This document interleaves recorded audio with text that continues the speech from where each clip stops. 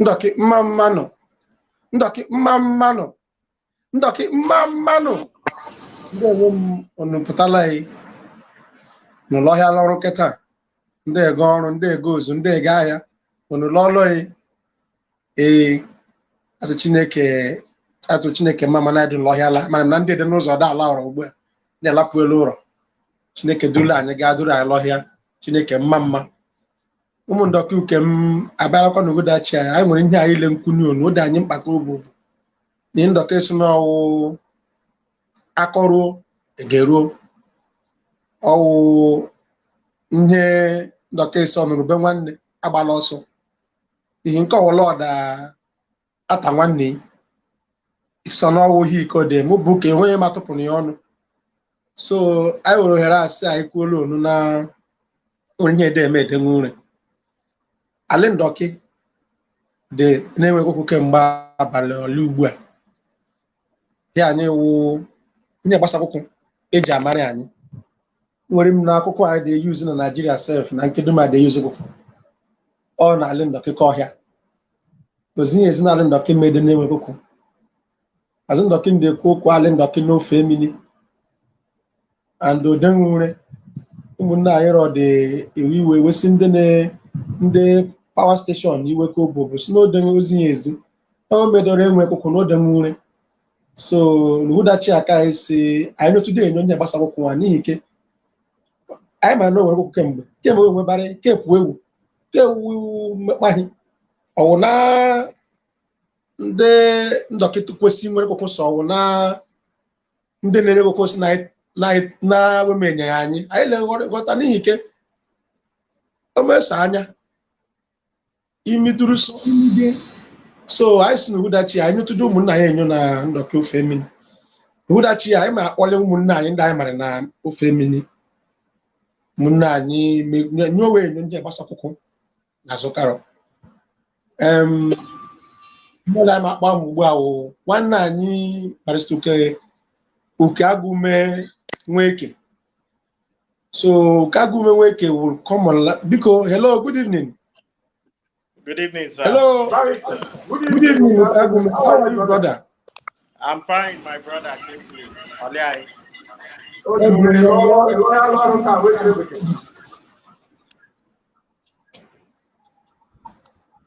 Hello, Keta. Hello. Alọbeghị m ka dị chọkwa n'ụlọ ọrụ anyị. Okay.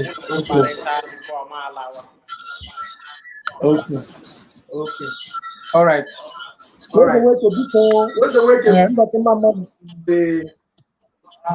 Biko, I know what to access certain things. We'll be seeing posts online, seeing information flying here and there concerning the power situation in Ndoki land. So we want to know what is the true situation.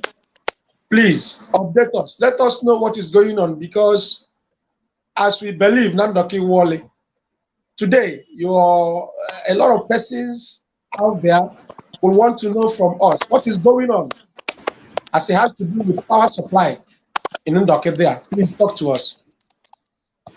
Okay, Mamando. Yeah. The Ndoki TV. Shitenaka J. Martins na Kingsley. I na turo no mama. Onzile yonji pro manne. Makada Ndoki si onurute manne baloso. Ugbu a kwa I na he team ukembe. Sinde PHED. Kewo Port Harcourt Electricity Distribution Company. Where by the Rockwan over 1 month ago, and when a series of meetings, Equalokwa came when I said, Ndoki, no Oyigbo,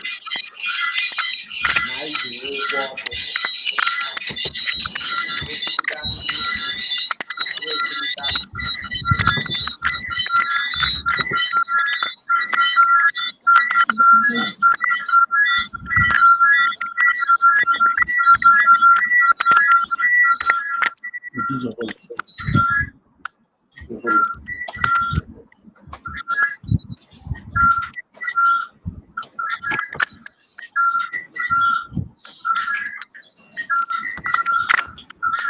ahead. Go ahead.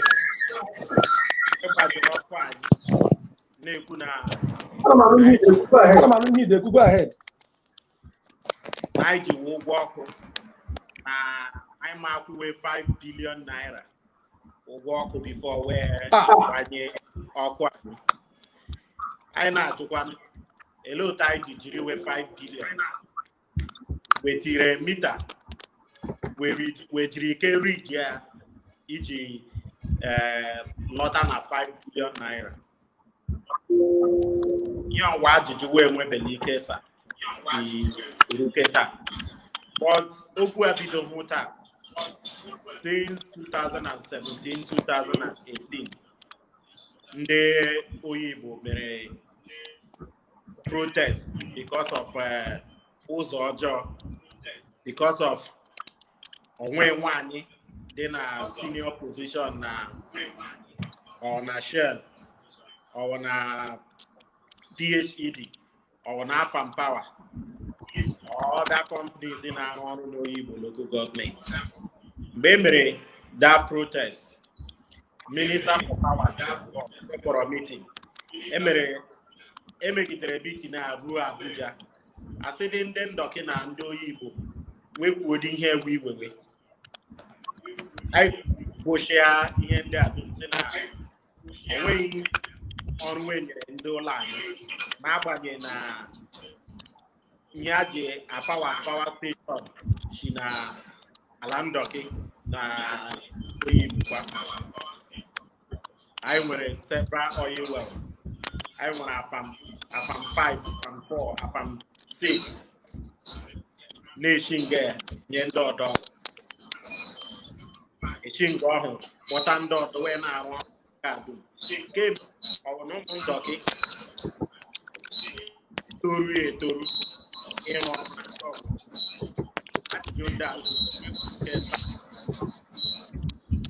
give them where I get for that is with 2007. I can get one. One on with a woman away there and then donkey. Now where we walk I get. Already I get na Odanjini where they are that a hazard in the doom. I didn't with the old on them out of Washichala because of Odanjini way. Now I grade get one on the outcome. A cookie do at the West okay. They name a business. We didn't know you local government. Work.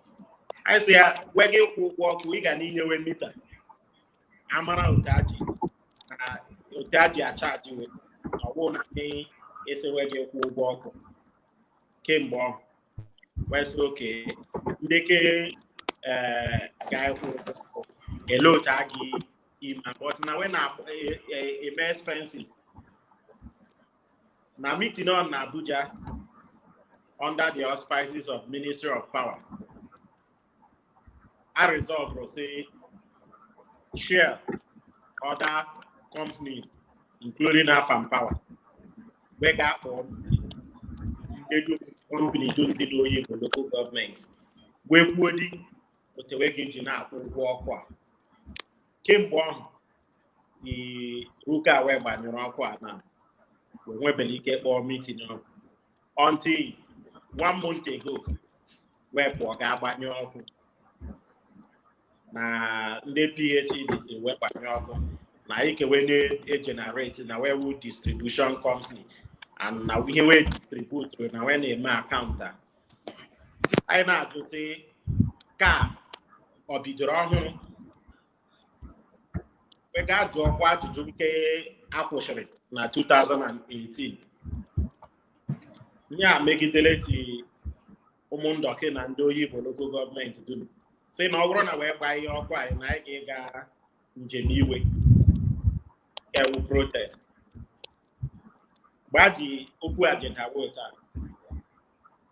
the director of SSS na Rivers State and Commissioner of Police for a meeting. Say biadi ikewekwa ndị PhD wee biadi amara ihe ewu ihe na-apụ ewu. Agara meeting ọhụrụ taa kwa mgbe anyị kọcha asị na enwere communique erichiri na Abuja si na ndị all these other stakeholders Afam Power, Shell, and other companies dị n'Oyigbo local government na wee ga-ekpọrọ nkata onwe meeting mara otu wee ga-eji na-akwụ ụgwọ electricity ndị Oyigbo na-use ma wee kpọọla no meeting. I think we have a meeting. Now we have based on that, the director of SSS and commissioner of police, Rivers State, director and the PhD, Siwega Bayoko Ndoki. Na neji opini naka na akpọwankịta. Meeting on him on 7th of August 2020. Siwega Bayoko. Abaichala ọkwa I may have agree on those abaichala ọkwa. These same multinationals na Afam Power. I got it. Imana otende police enwe otende ahoda je enwe ọkụ na-enweghị nsogbu.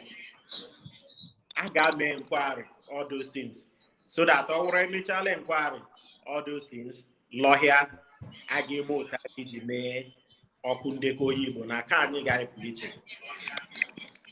But first and foremost, we got by your the Ndoki na Oyigbo. My brother, Ndoki, came with 27th of August. Tita, we put na when by your car. On him, the Oyigbo People's Assembly. Jiri bere wa akwụkwọ delarakwa all the security agencies nye ndị PhD 72 hours ultimatum iji gbaa ọkụ anyị na ọ bụrụ na wee gbaa ya na anyị ga-ega njem iwe na wee mekwa n'otu ahụ ụtatala anyị na anyị ele kemgbe ọnwa ịkwụsọ n'ituru ndị nne anyị we ndị nna anyị businesses doing the government they granted the PhD when we have fridge wait maki igiti inu ihe na fridge okode ogi maybe so came 1 month ago na-eshi we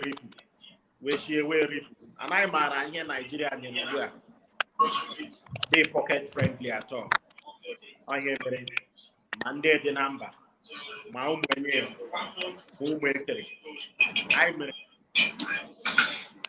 last week tomorrow Tuesday ultimatum iji banye ọkụ anyị na wee tie ọkụ anyị na anyị ga-ega njem iwu ọ na wee chọrọ igbuchi anyị dum wee gbuchi anyị duali anyị mara na anyị juru mineral resources dị n'ala anyị nwụọ duali ma Chineke alị Ndoki ga-ekwewe gbuo onye ọbụla onye bịara ọrụ n'ala anyị sị na igbu anyị ụzọ nwụọ ndị ichie Ndoki ga-ekwugbu onye amen ọ ga-ịchụ ọkụ ọ ga-ịchụcha ọkụ ọ ga-eji ala ihe ọjọọ ọ dị ndị ime n'ụlọ wee Ndoki a na-ajụrụ agba anyị jụrụla aka anyị ga ndewo well mama nweze nweke ikwuola okwu ka nwa amadi nwejuru mmiri ara afọ well ndị agba n'aka eji nyara ihu ekiri ya otu mgba wọchị n'aka ugbu a gị nwere nyara ihu kiri iwe ya because eziokwu kwuola onwe a ikwuchara ka gị si na o kwesịrị gị ịjụ ndị Boni na ndị ọmụọkụ ndị ahụ dị otu wee ji na-eyuzu ọkụ kemgbe wedin ọhụrụ akwụghị ụgwọ agaghị ikwe na I the mother Satonga, where she will be Danya, Mariani, where Lena didn't they Ukwani were on the Moro Danya.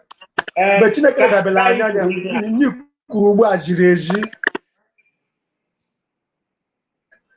China Kenya gas, na Ndoki, Manyo Kenya gas.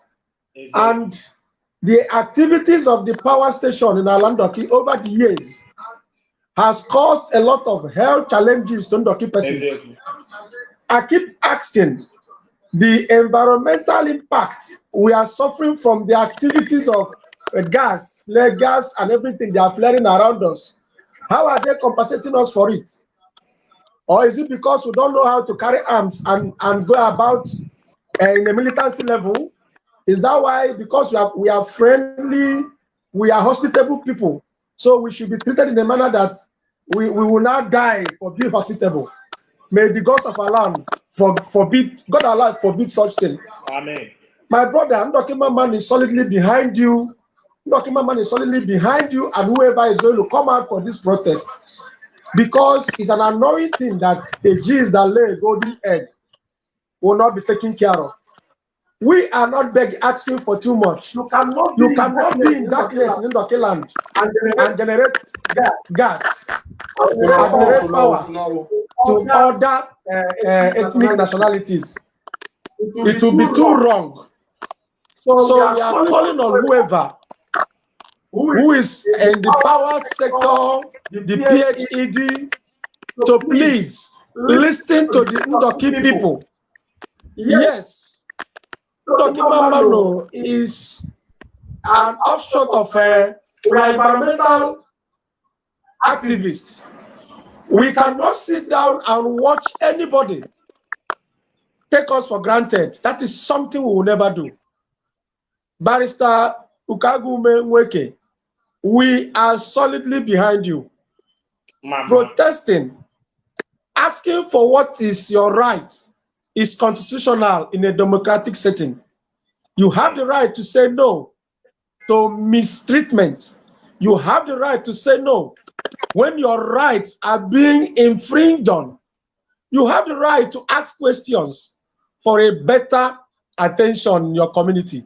You don't have any other home to go to. Ndoki is your land. Ndoki is your final bus stop. If you cannot live well in Ndoki land, I wonder where you live well. So, one man in the world. Okay.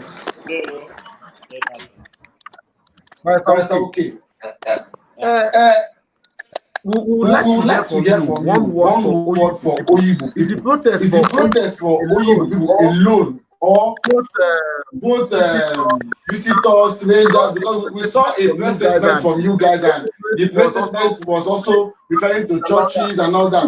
Is it going to also affect non-indigenous in Oyigbo local government? Well, Mama, for this clarification. We all the entire Oyigbo local government. In fact, Oyigbo Band has been in darkness for over 2 months. For over 2 months. So protests are in Agime when you know Nderambia, Iwala, Iwokomadu, Iwekere, Iwenye, Madudum. I won't add in day wala because I won't add in day wala they use alcohol. I do they use so the protest, Jemmy Wainaga, whom Jemmy Way, they do Bisara, Oyigbo local government. I do Wagan Jemmy Way. All right. That's a good one. Now, yes. Where's the working? We still have something to say here. Now, let's throw the memory lane a little back. Okay. To the days of our brother, Dr. Chihonwogu. Of blessed memory. Of blessed memory. The Chihonwogu of Obakbo. Yes. He fought this same fight, telling them that, Steve Biko of South Africa. He took it to them, telling them that Let you all took this fight to them. Before we saw light in Ndoki land. Now this argument they are starting. Cutting off Ndoki and keeping us in darkness is not fitting us. It does not fit us in any way. So please, Ukwe, whatever way Ndoki Mamano can support you, whatever you want from us, please, will be by you to see that this thing reaches out to every Ndoki person, wherever you are, to know that there is some level of maltreatment to Ndoki people in the village. Yes, we should not fold our hand and watch somebody come to our land to dictate for us how to live, because we are peace-loving persons. We are not the militant type. We have made that environment conducive for them to function over the years. They should not take us for granted for that, because if they do, we will rise up in anger.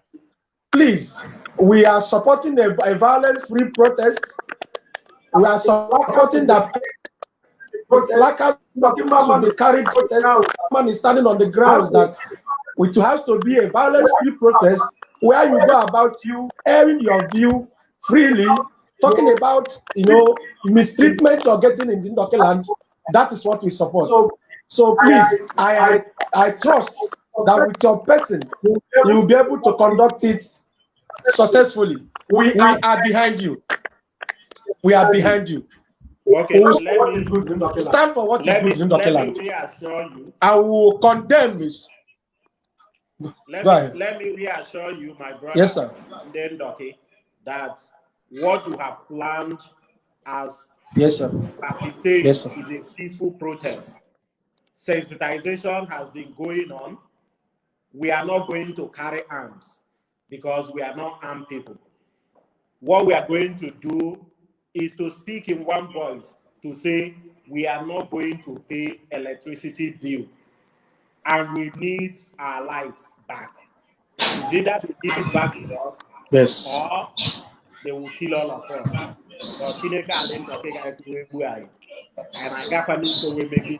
Yes. They cannot do it. They cannot do it. So, Paris Tukagume, please, I will beg you to please say some last word to Ndoki people before we end this session. What do you have to tell Ndoki people? How do you have to encourage them to come out in mass? Please, this is your opportunity to talk to Ndoki people now. Okay.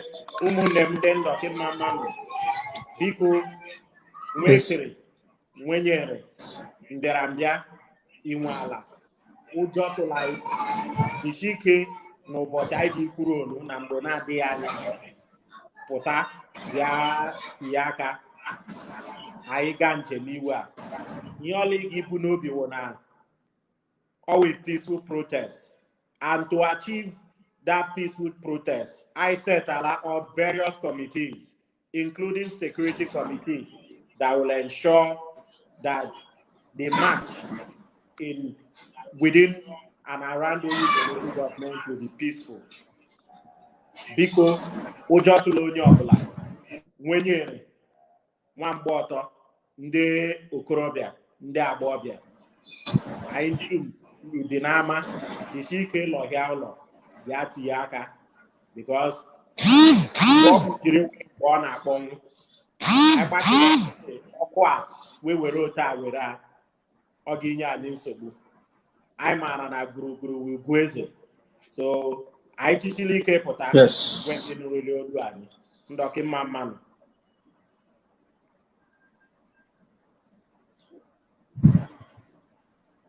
Mama nweze nweke mama Chineke gọzie. Well, n'ọlị anyị kwere n'ọlị dị n'obi ụtọ wụ na anyị na Ndoki nwere mmadụ, n'eziokwu Ndoki nwere mmadụ. Anyị pụtawala. Yes, nleda anya nwere nleda anya na mgbe gara aga, nleda anya ahụ lawala ugbu a. Ndoki nwere mmadụ, anyị pụtawala n'ike. Chineke gị tiri enye aka. Nleda anya dị nwere nleda anya ga dịkwa ọdọ n'ihi ike Ndoki nwere mmadụ, anyị pụtawala. Anyị ga-ịdị ya, ike anyị kwadekọ Ndoki mama, anyị kpọọ Ndoki dum biko, nga ọwụla ịdị biko pụta. Ị ga-nata ozi mgbe eruru, anyị pụta gaa njem gaa ya n'ogige ala kara ndị gọọmenti wee kparịwa anyị ụzọ dị n'ala Ndoki, ọdụ ụzọ esi aga Ndoki ọkụkwa anyị ji na-ahụ ụzọ wee banara ahịa akwa anyị ya. Heo, nye ka dị n'ụma o. Ọ dị onye memere mara bara akpa nwa mma biko ụmụ Ndoki isi.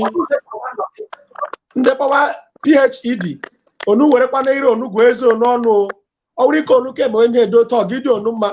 Biko Ndoki ndị emụrụ m. O weta ọha anyị n'ọnụ n'uhudachi ya. Ndoki mma mmanụ. Ndoki mma mmanụ. Ndoki mma mmanụ.